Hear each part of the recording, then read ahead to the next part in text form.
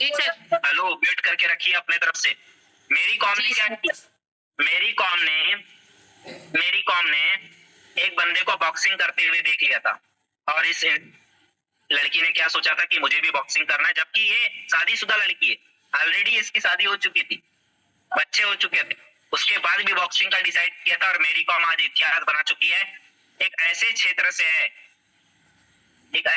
से है मणिपुर जिले से, मणिपुर राज्य से, जहाँ पे अक्सर करके इंसान के पास में बहुत दिक्कत होती है, बहुत समस्याएं होती है, बहुत दिक्कत परेशानियां होती है। वहां पे इंसान या तो गांव में रह जाता है, या तो इतिहास बना जाता है। जैसे बिहार के बारे में कहा जाता है, वहां से हर बंदा यूपीएससी क्रैक करने की बात करता है। क्यों? क्योंकि वहां पे एक्चुअल में क्या होता है, या तो बंदा पढ़ता ही नहीं है, या तो पढ़ता है तो ऐसा पढ़ता है कि साला इतिहास बना देता है, यूपीएससी जैसी परीक्षा को भी क्वालिफाई कर जाता है। तो ऐसे ही मेरी कॉम ने क्या, एक लड़की को टीवी में बॉक्सिंग करते हुए देखी, इसको डिसाइड की कि मेरे को भी अब दुनिया में इतिहास बनाना है, और मेरे को भी बॉक्सिंग में सबसे बड़ा प्लेयर बनना है। और आज की डेट में मेरी कॉम ने इतिहास बना चुकी है माय डियर फ्रेंड। ये देखो, पैर नहीं है, दशरथ माझी, माउंटेन मैन, कमांडो मूवी के अंदर में क्या हुआ था, यहाँ पे भी हमारे जो देश के युवा थे, यहाँ पे जो देश पे लड़ रहे थे, अपने देश के लिए मर रहे थे, इन्होंने कमिटमेंट लिया था कि चाहे कुछ भी हो जाए, दुनिया इधर से उधर हो जाए, मैं करेगा बात खत्म। कमिटमेंट लिया था, एक कमिटमेंट लिया था अंगद ने। गया हो रावण की सभा में, बोला यार रावण, अगर तेरी सभा में किसी के अंदर में भी दम है तो मेरे पैर को उठा के दिखा। कमिटमेंट लिया उस लड़के ने, क्या किया, कमिटमेंट लिया। और उस कमिटमेंट की वजह से अंगद ने क्या किया, अंगद ने उस कमिटमेंट की वजह से सबको अपने पैरों पे ला दिया। यहाँ तक कि उसका जो बेटा था, वो भी अंगद के पैरों में नतमस्तक हो गया था, उसके पैर को टस से मस नहीं कर पाया। तो माय डियर फ्रेंड, ऐसी जिंदगी में क्या होता है, ऐसे ही जिंदगी में हमें भी क्या करना पड़ता है, एक लाइफ को बदलने के लिए एक कमिटमेंट लेना पड़ता है। रावण भी उसके पैरों में आ गया था, लेकिन रावण को बोला कि बेटा तू मेरे पैर में मत पड़, तू राम के चरणों में जा और उनसे क्षमा याचना कर ले। राम बहुत दयालु है, तुझे दया करके क्षमा कर देंगे। लेकिन वो नहीं माना, शांति प्रस्ताव लेके गया था, और लास्ट में कमिटमेंट ठोक के आ गया था कि तुम मेरा पैर नहीं उठा सकते तो साला तुम पूरी राम का क्या तुम कुछ बिगाड़ पाओगे। और ऐसा कमिटमेंट दे के वहां पे गया था, और उस सभा के अंदर में बैठ के डिसाइड किया था डियर। ऐसी जिंदगी में हमें भी कमिटमेंट लेना पड़ेगा और लाइफ को बदलना पड़ेगा। नीरज चोपड़ा ने डिसाइड किया था, एक कमिटमेंट लिया था कि मुझे भाला फेंक के इतिहास बनाना है। लोग पढ़ाई लिखाई करके भी इतिहास नहीं बना पाए, लेकिन बंदे ने, नीरज चोपड़ा ने भाला फेंक के इतिहास बना दिया दोस्त, गोल्ड मेडल इंडिया को दिला दिया। एक छोटा सा बंदा लाइफ में बहुत बड़ा कर गया। स्वच्छ मानव अभियान, आपको खुश रहने डिसाइड करना पड़ेगा, अपने माइंड सेट को डिसाइड करके अपने दिमाग की कचरे को हटाना पड़ेगा। जो दिमागी कचरा है, मैं नहीं कर सकता, मेरे अंदर दम नहीं है, मैं गाँव से हूँ, मेरे पास पैसे नहीं है, मेरे पास समस्या ज्यादा है, मेरे पास गाड़ी नहीं है, मेरे पास स्कूटी नहीं है, मेरे पास मोबाइल नहीं है, ये सब समस्या है माय डियर फ्रेंड। ये छोटी छोटी समस्याओं से ऊपर उठ के आगे बढ़ना पड़ेगा। क्या आप इस समस्याओं से ऊपर उठना चाहते हैं?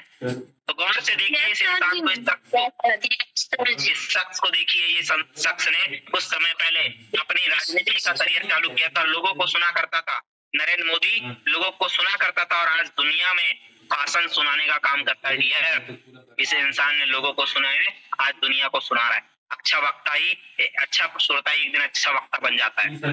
तो इसलिए डायरेक्ट सेलिंग हमने चूज किया था, इसलिए हमने स्टार्टअप किया था, इसलिए हमने डिसाइड किया था कि हमें डायरेक्ट सेलिंग करना है, हमें मोबाइल करना है, क्योंकि हमारे पास में नो रिस्क है, हमारे पास इन्वेस्टमेंट जीरो है। क्योंकि जो पैसा लगा रहे हैं उसके बदले हमें इन्वेस्टमेंट के बदले न्यूट्रिशन मिल जा रहे हैं। फ्यूचर हमारा ब्राइट है, 10,000 20,000 टोटल ऑर्गेनिक प्रोडक्ट है, नो साइड इफेक्ट है, जेन्युइन प्राइस है, इफेक्टिव प्रोडक्ट है, हो गया जीरो लायबिलिटी है, संतोष सर। बहुत बड़ा हमारा कस्टमर दायरा है। 150 लाख की पॉपुलेशन है पूरे इंडिया के अंदर में। 150 करोड़ की, मतलब 150 करोड़ की पॉपुलेशन है।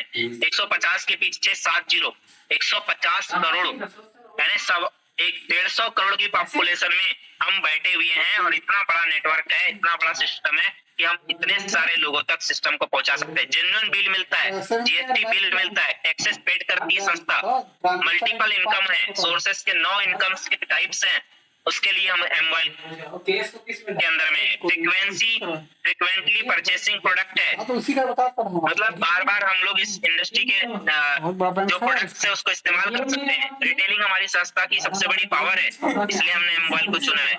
नहीं जो बताया ऑर्डिनरी प्लान है, इसलिए हमने एमवाइल को चुना है। 1:1 वाला प्लान है, जिसमें हम लोगों ने एक साइड में लेफ्ट में भी एक और राइट में भी अगर एक रहता है तो भी हमारा इनकम बढ़ जाता है यहाँ से, इसलिए हमने डायरेक्ट सेलिंग को चुना। और पोटेंशियल अगर आप डायरेक्ट सेलिंग की देखते हो तो माय डियर फ्रेंड, $178 बिलियन की इंडस्ट्री सन 2018 में बन चुकी थी। अभी तो 2000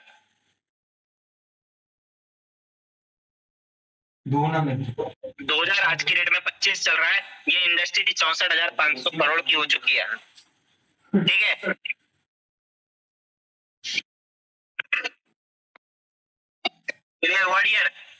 आज नेशनल फूड इंडस्ट्री या म्यूजिक इंडस्ट्री की बात करूं, और या तो वीडियो गेम इंडस्ट्री की बात करूं, मूवी इंडस्ट्री की बात करूं, नेशनल फूड इंडस्ट्री की बात करूं, ये सारी इंडस्ट्री आज की डेट में क्या है, सब पीछे है। इस इंडस्ट्री के मुताबिक सबसे टॉप पे चल रही है आज की डेट में डायरेक्ट सेलिंग इंडस्ट्री, जो 64,500 करोड़ की हो चुकी है।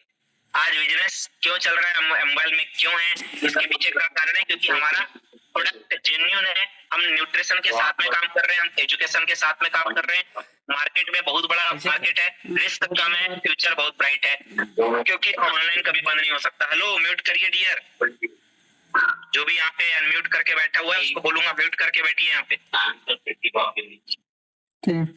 आपकी क्लासेस यार नागेश अहिरे, तो यहाँ पे यार अनम्यूट करके बैठे हो यार, सीनियर डायरेक्टर बन गए। और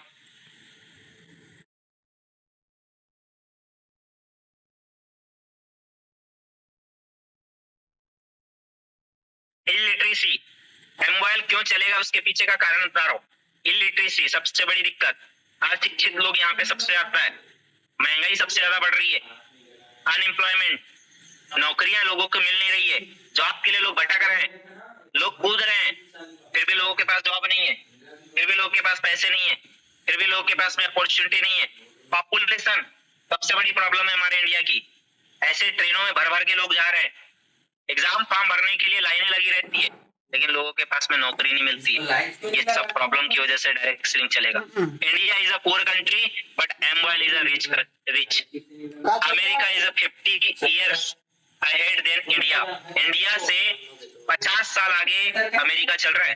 क्यों पता है? क्योंकि वहां का 12 साल का युवा सोचता है कि मुझे करोड़पति बनना है, और यहाँ पे 22 साल का बंदा माँ के पल्लू से बंधा रहता है। वो सोचता है मेरी मम्मी करेंगी, खाना भी मेरी मम्मी पका के देंगी, मेरे मुंह तक खाना लेके आएंगी, और कपड़े तक पहनना नहीं आता है 22 साल के बंदे को। स्टैंडर्ड नहीं है, पर्सनालिटी नहीं है, कम्युनिकेशन नहीं है, प्रेजेंटेशन नहीं है, स्कूल चले जाता है, कॉलेज चले जाता है, लेकिन नॉलेज नहीं है, कॉमन सेंस नहीं हो पाता है डियर। इतनी बड़ी समस्या चल रही है। ये सब चीजों की दिक्कत की वजह से एक इंडियन पर्सन के पास में इतनी बड़ी दिक्कत हो रही है कि लोगों के पास में आज पैसे की कमी है, लोगों के पास में इलिटरेसी है, महंगाई है, और आज इंडिया पावर बनते जा रहा है, और एमवाइल के पर्सन आज रिच पर्सन बनते जा रहे हैं, अमीर बनते जा रहे हैं, करोड़पति बनते जा रहे हैं। एक छोटी सोच की वजह से एक इंसान यहाँ पे टॉप पे नहीं पहुंच पा रहा है डियर। क्लियर हो रहा है डियर? समझ में आ रहा है? यस सर जी, यस सर। तो हमें इससे ऊपर आना पड़ेगा, हमें इससे ऊपर सोचना पड़ेगा और लाइफ को बदलना पड़ेगा। तो आज का ट्रेनिंग सेशन यहीं पे वाइंड अप करते हैं, और नेक्स्ट टाइम में मिलते हैं जो सर जुड़न के साथ में। तब तक के लिए wish you all the best. जय एमवाइल, जय एमवाइल। काफी अपन कल से बात करेंगे, हेड स्टडी की ट्रेनिंग सेशन कल से चालू होंगी। वो जितने भी डीएल चैंपियंस